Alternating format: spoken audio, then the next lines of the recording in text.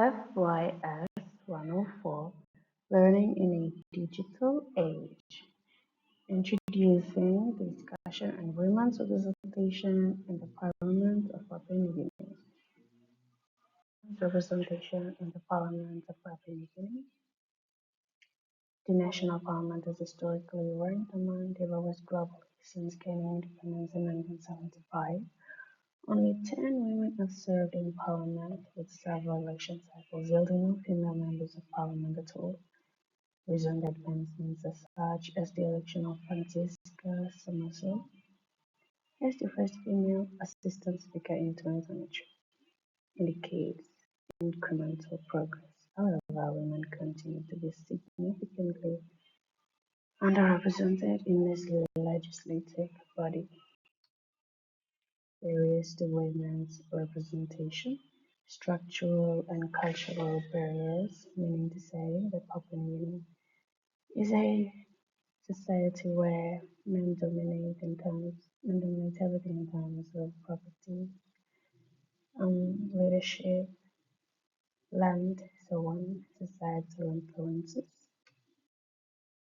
criticism that women candidates face, gender stereotypes questioning their leadership abilities, limited access to campaign finance and logistical support, and as to listed below, advantages of increased women's representation, strengthening democracy, enhancing policy impact, achieving improved policy outcomes, and promoting social progress.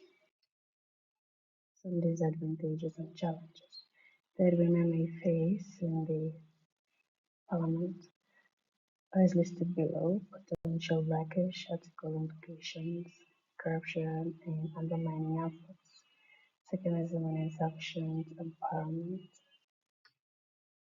ethical implications. Well, in terms of ethical implication, the underrepresentation of women in Papua New Guinea. This parliament presents serious ethical concerns relating to equality, fairness, and the fundamental right to engage in governance.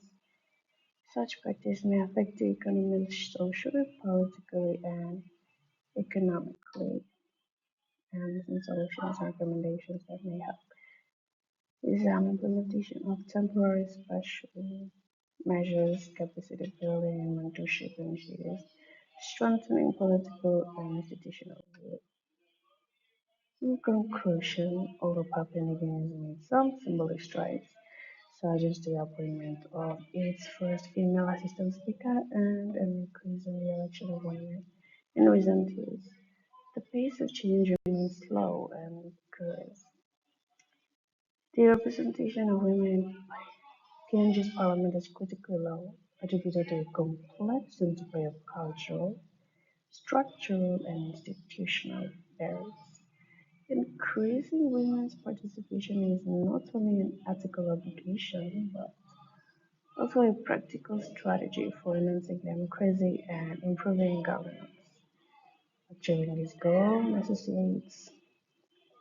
necessitates targeted reforms, capacity building initiatives, and a fundamental shift in societal attitudes towards gender and leadership.